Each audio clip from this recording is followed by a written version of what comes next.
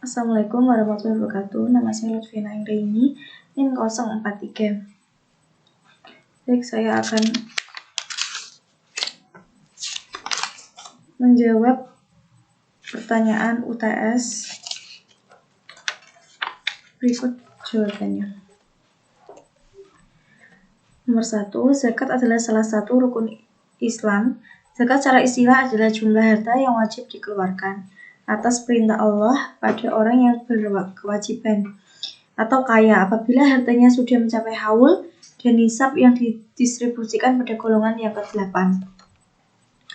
Wakaf sunnah bagi yang memiliki kelebihan harta atau yang hartanya ingin disumbangkan di jalan Allah. Dalil tentang zakat yaitu innama shaddaqatu lil fuqara iwal masaki niwal amilina 'alaiha wal mulafati qulubuhum wa fi ar-raqabi wal gharimina wa fi sabilillah wa ba'dil sabili faridatun minallah wallahu alimun hakim. Yang artinya sesungguhnya zakat-zakat itu hanyalah untuk orang-orang fakir, orang-orang miskin, pengurus-pengurus zakat, para mu'alaf yang dibujuk hatinya, untuk memerdekakan budak, orang-orang yang berhutang untuk jalan Allah, dan untuk mereka yang sedang dalam perjalanan, sebagai suatu ketetapan yang diwajibkan Allah dan Maha Mengetahui lagi Maha Bijaksana. Dalil tentang wakaf yaitu surat Al-Quran Al-Hajj ayat 77 yang berbunyi ya ayyuhalladzina amanu roka'u wasjudu wa'budu rabbakum wa'alul khaira la'allakum tuflihun. Artinya, hai orang-orang beriman, rukuklah kamu, sujudlah kamu, sembahlah Tuhanmu, dan perbuatlah kebajikan, supaya kamu mendapat kemenangan. Persamaan dan perbedaan zakat wakaf yaitu persamaannya sama-sama untuk menyejahterakan umat.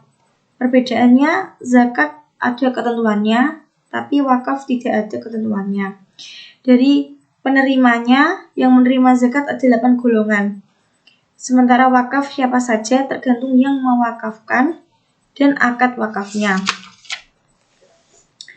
Nomor berikutnya, nomor 2 yaitu ayat-ayat Al-Quran yang mengingatkan orang mukmin agar mengeluarkan sebagian harta kekayaan untuk orang miskin diwahyukan kepada Rasulullah SAW ketika beliau masih tinggal di Makkah. Perintah tersebut pada awalnya masih sekedar anjuran sebagaimana wahyu Allah dalam surat Ar-Rum ayat 39. Namun menurut pendapat mayoritas ulama, zakat mulai disyariatkan pada tahun kedua Hijriyah. Di tahun tersebut, zakat fitrah diwajibkan pada bulan Ramadan, sedangkan zakat mal diwajibkan pada bulan berikutnya atau Syawal. Jadi mula-mula diwajibkan zakat fitrah, kemudian zakat mal atau kekayaan. Tindakan para sahabat, Abu Bakar As-Siddiq bertekad menyerang golongan murtad atau mereka yang enggan berzakat. Akan tetapi, Abu Bakar menolak saran mereka. Beliau menyarankan mengambil hati mereka sampai keimanannya di dalamnya menjadi kukuh, maka setelah itu mereka akan menunaikan zakat dengan sendirinya. Berikutnya, nomor 3 yaitu dalam praktiknya, zakat penghasilan dapat ditunaikan setiap bulan dengan nilai nisab per bulannya adalah setara dengan nilai 1/12 dari 85 gram emas atau mengikuti harga buyback emas pada di mana zakat akan ditunaikan dengan kadar 2,5%. Jika melebihi itu maka diwajibkan zakatnya sebesar 2,5% dari penghasilan tersebut. Cara menghitungnya 2,5% dikali penghasilan 1 bulan. Berikutnya nomor 4, keberhasilan Khalifah Umar bin Abdul Aziz dalam memimpin negara. Beliau mencetuskan ekonomi bebas serikat. Mengenai konsep ini dapat dipahami dalam surat Umar yang dituliskan kepada pejabatnya. Walaupun Umar memberikan kebebasan, akan tetapi tetap membatasi kebebasan tersebut. Umar secara tegas melarang memperjualbelikan barang haram seperti khamar atau minuman-minuman keras. Beliau juga menghapus pajak yang memberatkan membangun fasilitas umum. Keberhasilan beliau dalam mengelola zakat dan wakaf pertama berkaitan dengan zakat. Umar mengaturnya sedemikian rupa agar seluruh rakyat dapat menikmatinya. Akhirnya, ia pun membagi beberapa kategori penyaluran zakat, antara lain yaitu zakat untuk orang sakit, kaum difabel, dan duafa.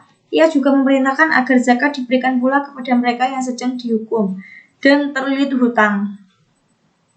Untuk menyiasati terhimpunnya kebutuhan anggaran zakat tersebut, Umar menghemat seluruh pendapatan atau kas negara. Berikutnya, yang terakhir nomor 5 yaitu karena jumlah penyerapan dana dan distribusi zakat di Indonesia hanya 1,4% dari potensi yang diharapkan.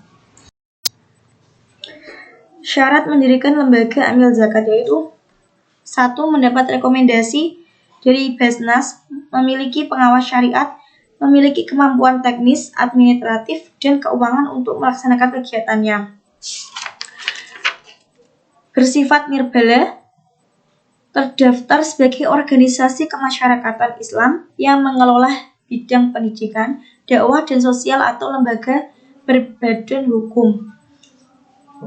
Selanjutnya, program kerja Lazisno yaitu membangun kepercayaan masyarakat kepada amil, pengembangan zakat produktif, pembiayaan usaha kecil, dan yang terakhir pembinaan kewirausahaan warga dalam bentuk pelatihan kewirausahaan atau kerjasama dengan majelis terkait. Sekian jawaban dari saya. Wassalamualaikum warahmatullahi wabarakatuh.